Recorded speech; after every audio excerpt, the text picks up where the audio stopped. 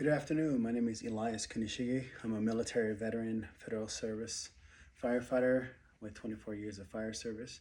Currently, I'm serving as operations chief at the United States Air Force Academy, Fire and Emergency Services in Colorado Springs, Colorado.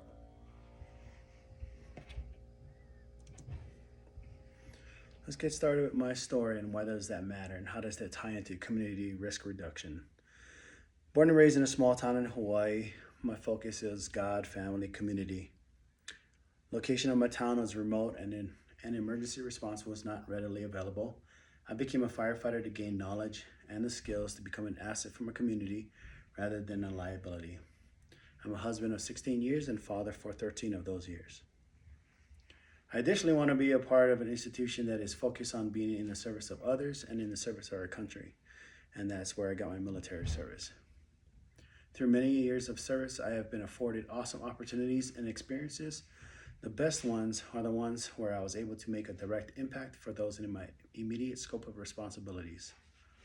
Be it one of our external customers or my peers, having the abilities to become an influence for action and outcome has brought me the greatest joys.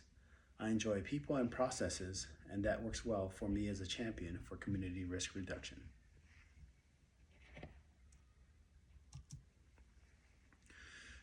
Today's agenda will focus on the value of community risk reduction, data research and what those say, purpose, progression, and pride. Then we will have some closing remarks and a Q&A session.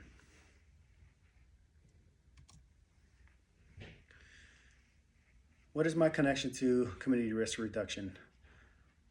As a longtime resident of Colorado, there is never a moment where we are not aware of the beauty that we are surrounded by. The mountains, the trails, the abundance of outdoor activities that can be enjoyed. That environment does not only afford wonder and enjoyment, but also comes with hazards associated. Even though Colorado has a history with wildfires, I was not personally impacted until the years of 2012 and 2013. During this time frame, Colorado experienced two of the most devastating and destructive wildfires in the state's history, collectively claiming 835 homes. During these two specific years, as a firefighter, former leader, and community advocate, many lessons were learned from not only my perspective, but by the collective of community agencies. As highlighted by the chart, you can see the devastation experienced by my area, as almost half of the state's Colorado's total homes lost were captured in our space.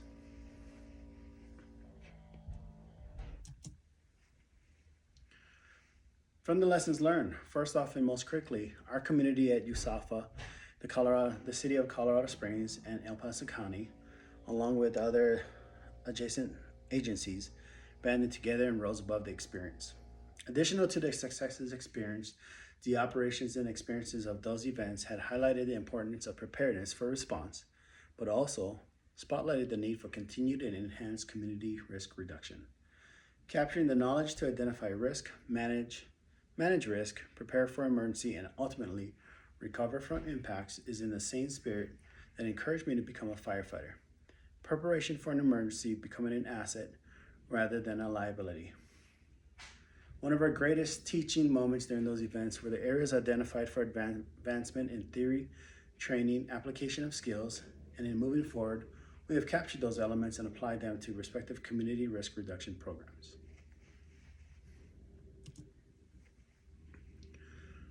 To begin the presentation, I would like to start with an exercise, an interactive opportunity.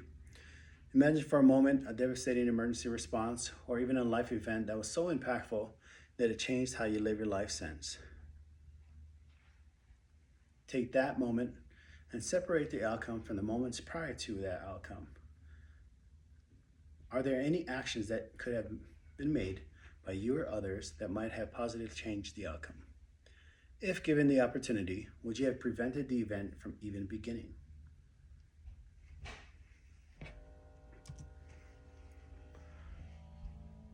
So now circle back into our focus why we're here today, community risk reduction. Community risk reduction is that exercise that we just had put into action. We cannot change the past, but we can give the future a chance by minimizing risk, preparing for response, and effective recovery. Here's a quote to get us started. Disaster mitigation increases the self-reliance of people who are at risk. In other words, it is empowering. As a reflection to that quote, the quote on the previous slide captures community risk reduction as an idea for the entirety of a population. Not only is disaster mitigation in risk reduction, people should be empowered, educated, trained, and supported to prevent and/or meet catastrophe. In the same manner, those who are entrusted to make decisions for planning, engineering, and enforcement should perform in a way that captures the essence and outcome of an effective risk reduction program. So what is community risk reduction? Here in the chart, we see all the call responses for state of Colorado as recorded by the National Fire Incident Reporting System. Not all Colorado fire departments report their responses on this platform, but this will give us a small look into the historical data and trends for Colorado. For reference regarding call volume experienced in our area, USAFA is adjacent to the city of Colorado Springs, and its fire department has responded to 81,000 incidents in the last month. As you can see in these charts, 754,901 calls for 2025. Of those, fire-related are 20,000. In the next slide, I have highlighted fire-related events for the past 3 years. Starting in 2023, that would be our base, and we have 19,219 responses for fire-related events. In 2024, that number went up by 12.5%, and we're at 21,637. From that 2024 number, in 2025, we've seen a decrease of 7%, and our total number is 20,044. For statistical highlight, fire-related events are focused on this chart. Fire-related events could be attributed to unattended cooking, smoking, accidental, and arson. So defining community risk reduction. It is a process for the identification and prioritization of the risks, current or potential, that are in your scope of responsibility, and create the programming to reduce emergency occurrence and impact. Purpose is to build resilient communities that are focused on health and life safety, to remove and/or minimize catastrophic impacts through preventative actions. And our desired outcome will be a collaborative and committed efforts of all members in the community.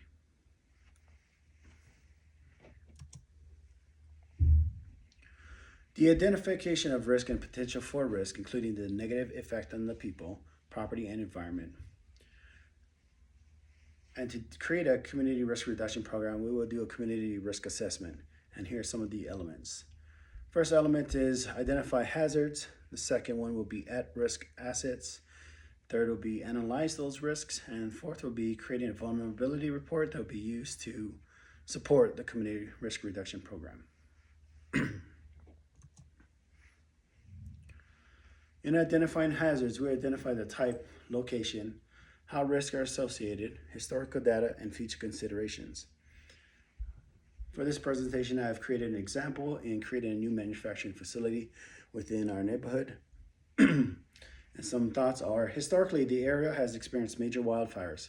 Though not due to manufacturing plants specifically, considerations need to be made based on facility use, equipment within, and accompanying processes regarding the property and the adjacent spaces and communities. The facility is planned to be 4 structures of 200,000 square feet each, occupying 40 acres located in an urban interface space. The potential risk reduction structure will need to be constructed in accordance with code and standards adopted by the state of Colorado, as well as the city and city standardization. Most notably by engineering for construction, as well as fire monitoring and suppression systems. At-risk assets. Those include people, property, whether man-made or natural, and secondary fallout due to the initial emergency. In a facility, it is less than a quarter mile to a middle school that has an attendance of 500 students between the ages of 11 and 15. It is located at the bottom of a valley that is surrounded by residential property at the peaks of the valley. Considerations should be made for hazardous atmospheres due to the manufacturing processes, storage, and transportation of product. Potential for risk reduction is creating escape plans to include transportation, emergency response planning, recovery of manufacturing fallout, if any. Next, we'll analyze the risks identified. Research and evaluate potential costs for the risk with a manufacturing facility, the people within, and the environment included on the property and adjacent. Further analysis and research should be given to the adjacent properties, which is the middle school and the residential community, for emergency exposure originating from the manufacturing facility. This includes, but is not limited to, exposure analysis, emergency exercising, notification response and recovery, loss and impact review. Potential risk reduction in this scenario includes enforcement of codes and standards to support prevention principles at the manufacturing facility, education and exercising emergency escape plans at the facility as well as adjacent occupancies.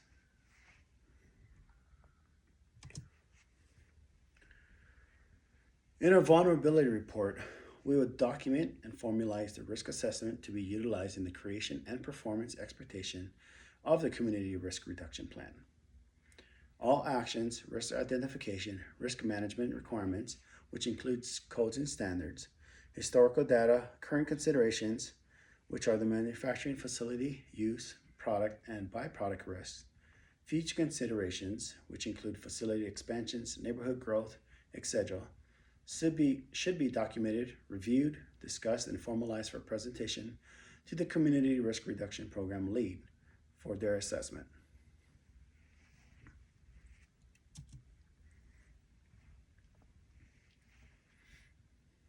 In creating a community risk reduction program, we need involvement. Specifically here, we're going to talk about community involvement. In all elements of the community risk assessment, the perspective from the community is a great resource for information, as their perspective is one of daily life versus the emergency response one. Community members are not focused on emergency response or typical risk identification that fire and safety professionals home in on. They have a vantage point and lived experiences truly separate and distinct.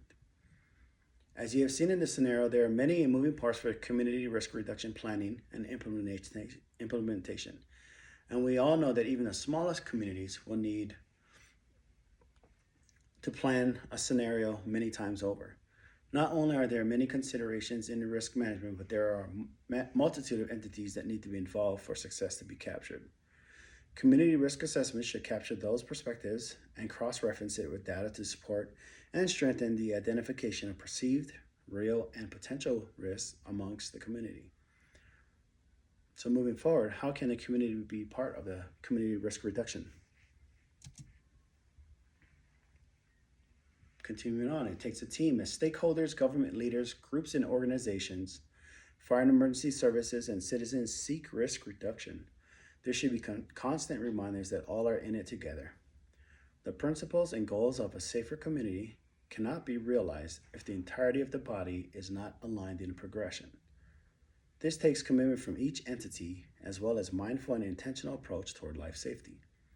Consistent action demonstrates community priorities and focus, both centered on the values and culture that is demonstrative of the collective environment being built and upheld.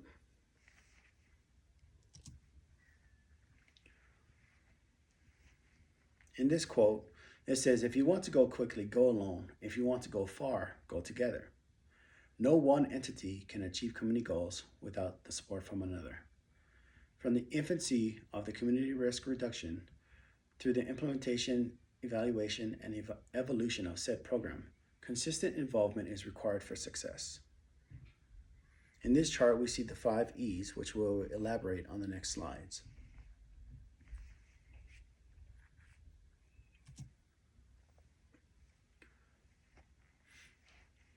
Our strategy will utilize the 5 E's. Education, prevention through active pursuits such as community outreach. Engineering, proactive life safety planning and adopting effective building standards and codes. Enforcement, advocating for and applying laws, solidifying safety programming and action, and economic incentives, capturing capture mitigation data, reinforcing safety and potential fiscal advantages. And lastly, emergency response, preparedness for potential events through intentional training and education. Education examples is in community outreach include school visits. Children are sponges for information, and in turn, they educate their families. Duplication of information is easily achieved.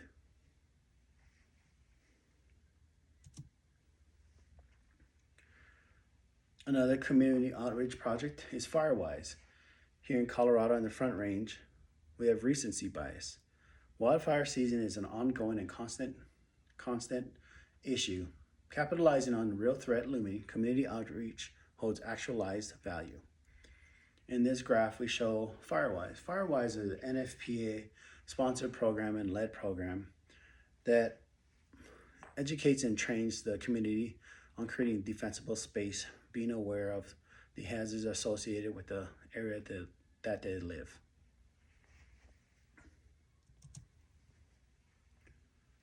Engineering. With the cooperation of city planners, community members, emergency responders, and construction companies, the adoption or creation of codes and standards would support risk management principles. Some of these code organizations are International Code Council, International Building Code, National Fire Protection Association, and the International Fire Code.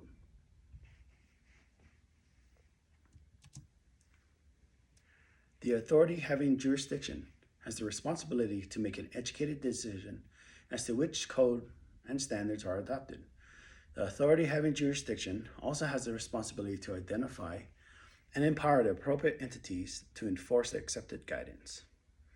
An example of enforcement agencies include the city, county, and state building inspectors, fire marshal, and fire inspectors. If findings of non-compliance are discovered, notification of the infractions are documented and fines, permit revocation, and other disciplinary actions are implemented.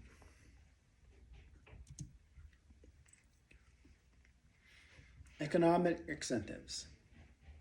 City leaders, community members, and business owners might be surprised at the fiscal influence a safer community affords.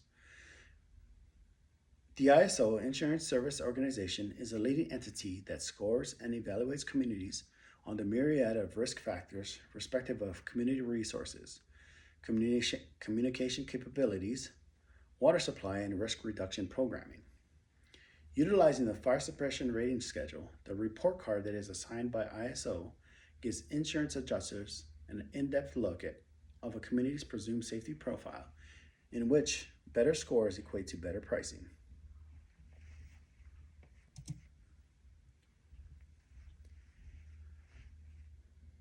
There will never be a scenario where risk is not a reality, and when life happens, a community's performative insurance policy is the emergency responders, which include fire department, law enforcement, emergency management, and public works.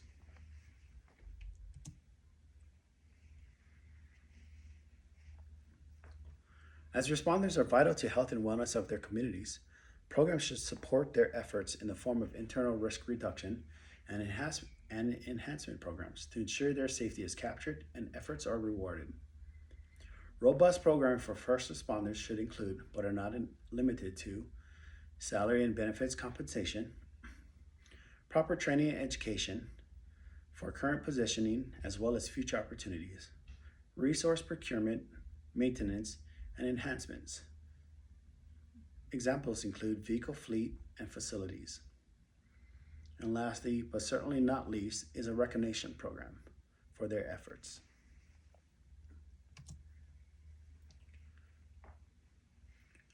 In support of giving them an environment to succeed, training and education is a lifelong endeavor. Whether a rookie or a veteran, there is always lessons to be learned and experiences to be had. As an industry, the fire service is called to stay informed of services provided, as well as the services yet to be actualized. Testament to the evolution of firefighting is progressions in PPE, equipment, vehicles, and fire sciences. Training and education has continued to evolve in ways that are specific to unfortunate emergency response trends, such as drug overdoses. In alignment with the disturbing trend, additional EMS training has had to include interventions, including Narcan, and the added safety issue of needle sticks and drug labs. In the same spirit of adjusting to trends is a consideration for municipal firefighters to obtain wildland firefighter training, education, and certification based on urban interface communities' continued encroachment.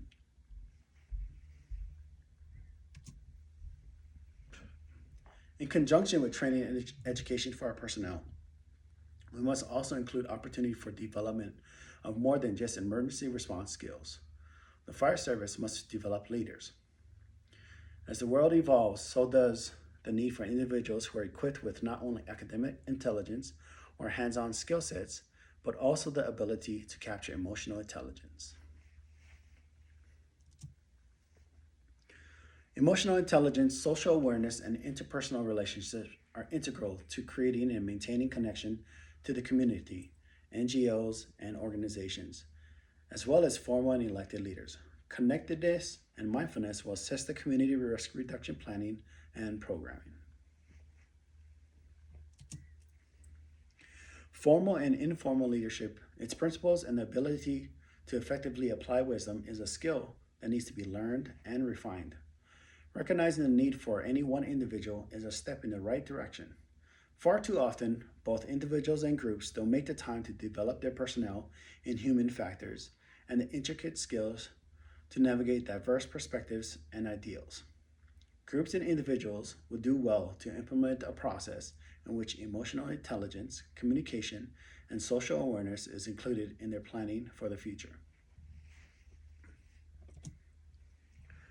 In pursuit of personal and group development, hiring, mentoring, and promoting the right people is critical to progression. Groups and individuals that lead risk reduction programs will need to be qualified professionally just as much as interpersonally. Likewise, for those in technician, quote-unquote, boots on the ground positions, certification, training, and education is specific to that position and the required skill set to perform those capacities.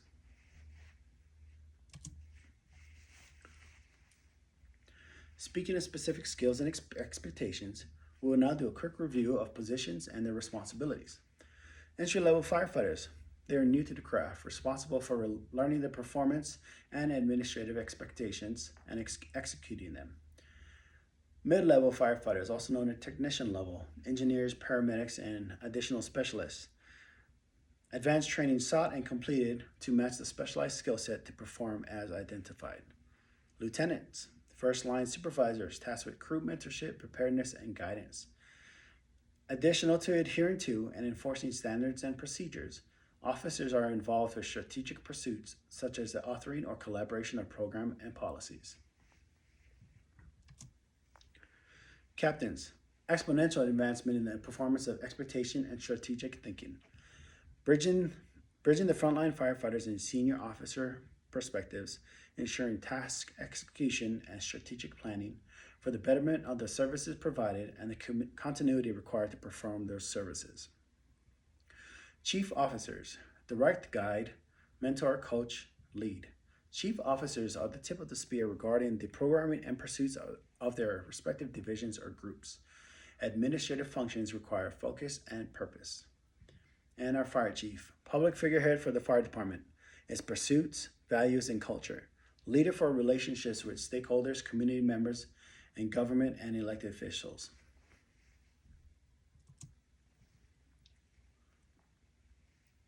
All persons and positions within the fire department are responsible for their respective duties, as well as their attitudes towards those duties. In specific regard to the community risk reduction, each position has transferable skill sets and the expectations to be a part of planning, education, enforcement, and emergency response. Chief officers are more specifically or more specifically, the fire chief is responsible for setting the tone and direction in pursuit of an effective community risk reduction program. Community risk reduction chief officers. The CRR chief officer is an official position deemed necessary by the fire chief and elected officials. The community risk reduction chief is responsible for intelligence gathering, data review, and the organization of information, validating the community risk reduction program and the need for life safety pursuits. Responsibilities include, but are not limited to, hiring, educating, and mentoring their personnel, establishing meaningful relationships with community members, groups, responders, businesses, and elected officials. They will oversee the enforcement of adopted standards and codes, and they will gain support in attitude and in resources from community members and responders alike. Challenges. In all things, challenges are to be expected. I shape challenges into opportunities as I believe effective communication of differences are vital to growth.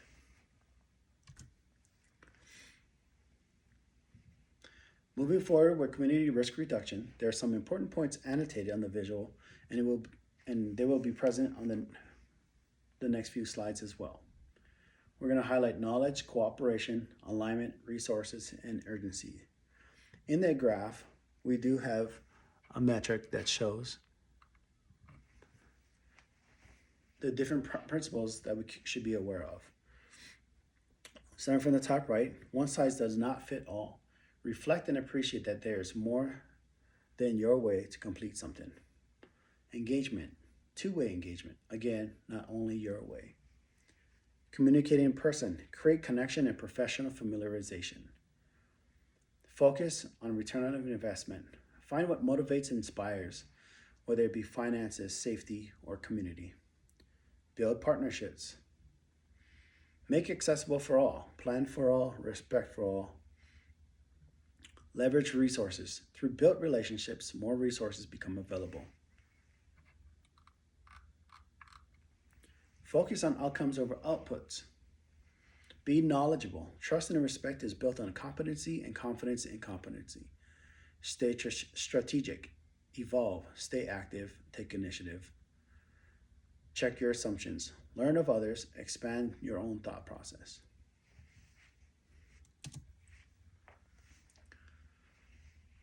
Knowledge. Ignorance is bliss, or in respect to community risk reduction, ignorance is dangerous. Through data-driven processes, the community, city planners, and emergency responders will become aware of the risk that threatens our communities, and proper effective programs can be established to build relationships and safer spaces. Cooperation. Not all will be captivated by progression or purpose. Gaining buy-in is a skill that requires open dialogue, concessions, reasoning.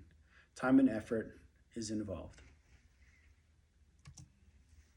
Alignment. Differences in end-state goals and performance objectives will create a division that will need to be intently focused on.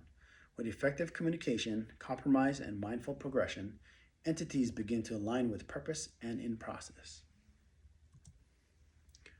Resources. For some, the commitment of resources may not be a priority. Obstacles in finance, staffing, time, and effort will be negatively impacted. Knowledge of risks, cooperative relationships created, and the alignment of goals and purpose will drive resource regarding support for community risk reduction. These actualizations will be from community groups, elected officials, as well as NGO groups and businesses. Urgency.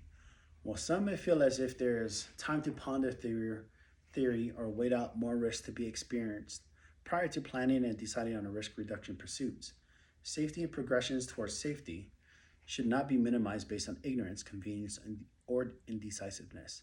In the end, all the listed challenges are opportunities for collaboration and action for life safety.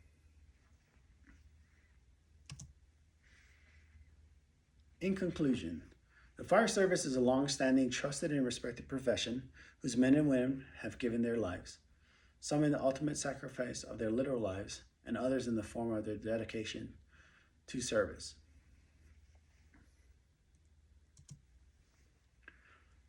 Service has been our oath and commitment to each other and communities. In that spirit of service, we also must evolve to meet the ever-changing responsibilities of that purpose.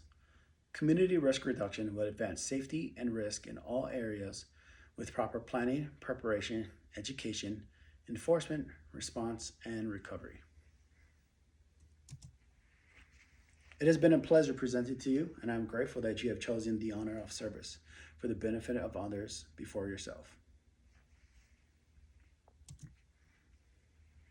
Now it's time for questions and discussion.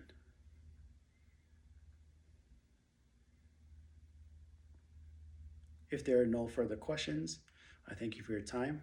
Have a great afternoon.